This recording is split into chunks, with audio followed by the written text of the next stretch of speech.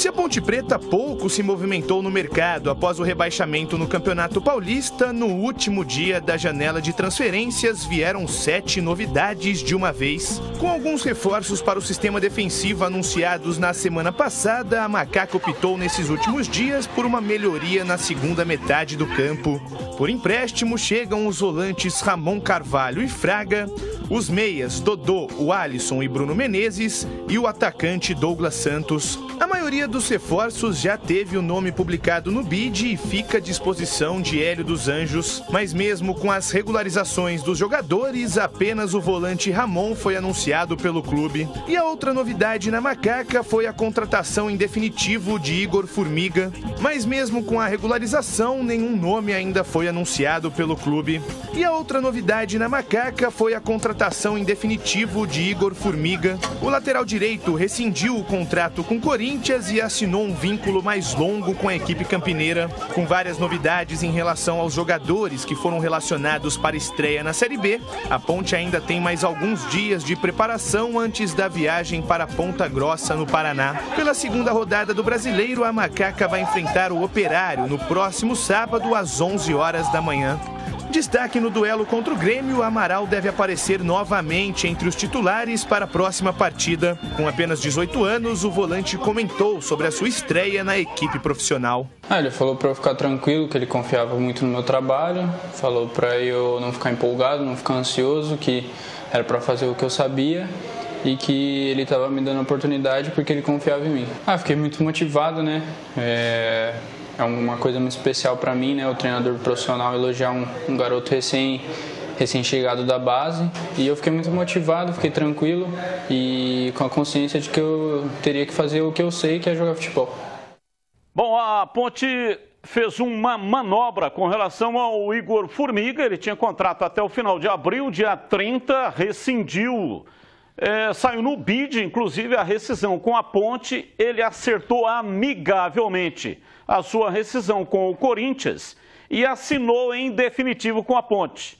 Ele tem 10%, 90% dos direitos econômicos pertencem agora, a partir de agora, à Ponte Preta. A Ponte não colocou nenhum dinheiro em cima, vai pagar, evidentemente, o salário, mas não teve que pagar nenhum para o Corinthians. Foi um ótimo negócio, não achou? Bom negócio. Eu acho que foi uma manobra inteligente da Ponte.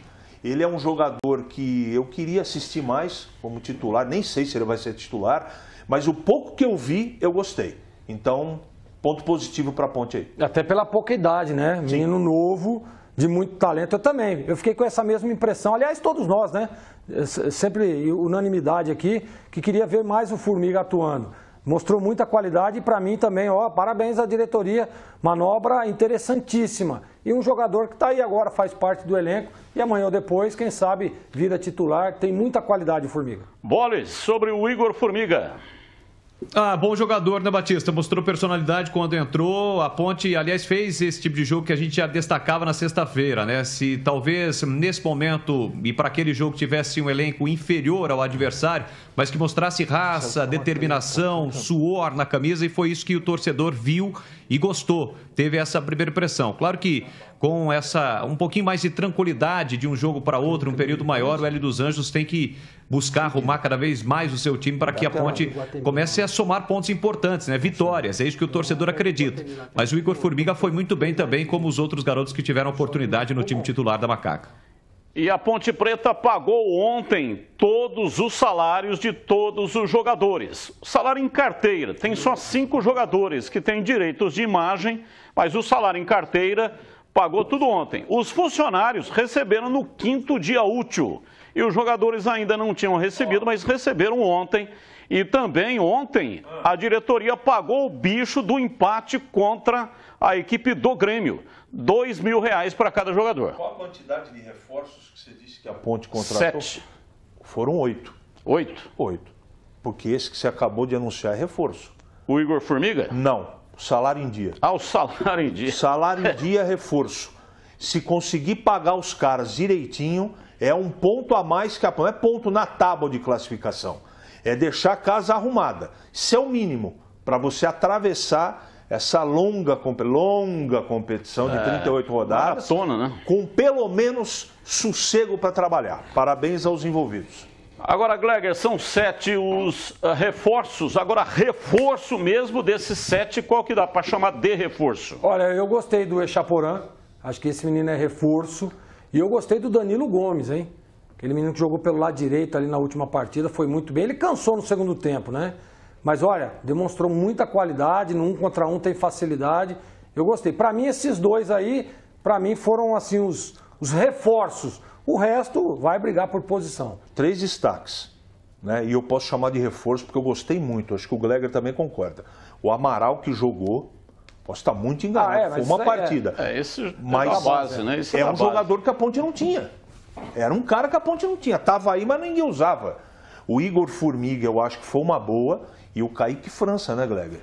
Que estava aí no banco, já estava aí, mas assumiu a titularidade e vai ter uma sequência. E eu acho que é outro jogador que a Ponte pode contar. Então, você tem que chamar de reforço. Porque esses caras não estavam jogando no Campeonato Paulista. Porque a Ponte o time melhorou, né? Melhorou, exatamente. Melhorou. E para você, ô Bolis, dos 7 jogadores que a Ponte contratou, tem algum que você acha que esse realmente pode ser chamado de reforço?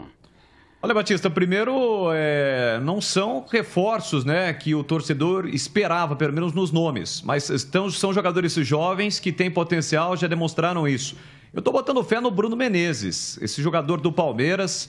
Ele foi bem artilheiro no Sub-17, foi bem também no Sub-20, artilheiro. O Palmeiras é o atual pentacampeão paulista Sub-20, marcou 15 gols no Campeonato Paulista do ano passado, 6 assistências, acabou perdendo um pouquinho de espaço no time do Palmeiras da Copa São Paulo, praticamente não jogou, mas foi muito bem em um campeonato que é extremamente importante e é difícil, como é o Campeonato Paulista Sub-20. E o próprio técnico do Palmeiras, o Paulo Vitor, dizia que ele acabou perdendo espaço no time do Palmeiras para a Copa São Paulo, porque ele preferiu jogar com um time mais vertical, um time mais rápido, e ele destacou esse jogador como um meio armador clássico, aquele jogador que a Ponte não tem. Então pode ser realmente um jogador importante, assim como também os 2 jogadores que reforçam a macaca vindos do futebol mineiro, do Atlético, que atuaram, né, jogaram, trabalharam juntos com o Roger, o Alisson e também o Douglas Santos. Claro, são apostas, mas fizeram uma boa participação pelo Atlético em um campeonato estadual que, por mais que não seja equiparado a um campeonato paulista, é um campeonato muito forte também, com 2 times de Libertadores, tem o próprio Cruzeiro e o Atlético fez uma boa participação. São apostas que podem dar certo na macaca nesse Campeonato Brasileiro da Série B. É a informação que eu estou dando, não estou nem... esse menino jogou pouco no Sub-20 do Palmeiras e na Taça, porque, poxa, aquele time lá revelou vários jogadores do meio para frente. Então é até difícil esse Bruno ter o espaço. Está explicado aí, o Vitor tentou, executou e pôs em prática um esquema tático mais ofensivo, ele perdeu espaço, mas esse menino sabe jogar bola, viu, Batista? Informação de bastidor é que esse Douglas Santos aí é muito bom jogador, né? Eu não tenho essa informação. Vamos aguardar. Vamos aguardar. E a Ponte está trazendo do Vasco 3 jogadores sub-20. Vitor, zagueiro, Saulo, lateral direito, e o Roger, que é um meia, foram emprestados de graça. Eles estão com a idade estourada com relação ao sub-20 e também ficarão aí, né, à disposição do técnico Hélio dos Anjos. São 50 jogadores. A CBF permite 50 jogadores inscritos. Ontem encerrou a primeira janela. Serão 2, essa é a primeira. E aí daqui para frente só pode contratar jogador sem clube. Jogador que esteja vinculado a algum clube, agora só pode ser negociado na segunda janela, que vai ser aberta lá em meados de julho. Julho e agosto, né? Começa em julho e termina em agosto. E essas contratações não tão famosas, o torcedor da Ponte tem que entender, e eu não estou fazendo aqui levantando bandeira nenhuma, viu, Gleger? Nenhuma de defesa de ninguém. Você não tem grana, o que você tem que fazer? Ir no mercado e utilizar de parceria e criatividade. Ah, mas o Vasco, você acha que o Vasco vai reforçar a Ponte no mesmo campeonato? Lá tem 50 jogadores lá. No Vasco da Gama, tem jogador saindo pelo ladrão. De repente, nesses 3 aí, surge um cara que ajude. O Batista acabou de falar, porque o pessoal na rede social, né, Gleger, tá metendo o pau. Então, antes de ver o jogador, não adianta meter o pau. É aposta. A Ponte não tem dinheiro para contratar. E não fica aqui nenhuma defesa. Isso é constatação. Então, de repente, já... Lembra do Moisés? Lembra do Moisés, Gleger? Lembra, Boris? Surgiu lá no sul do país, estava no futebol amador. Hoje ele é titular no Fortaleza, cara. Então... Disputando Libertadores. Vamos esperar um pouquinho para criticar e deixar os caras trabalharem, né? E assim, né? Eu vi umas críticas, tá trazendo jogador da base do Vasco, por que não aproveita a base da Ponte? A Ponte está aproveitando a base. Felipe Amaral é da base, foi puxado pelo Hélio dos Anjos. Bom jogador. Então não pode fazer as duas coisas? Claro que pode. A Ponte está aproveitando a base e está trazendo 3 jogadores que, se der certo, ótimo, beleza. Se não der certo, é evidente, né, que serão devolvidos ao Vasco.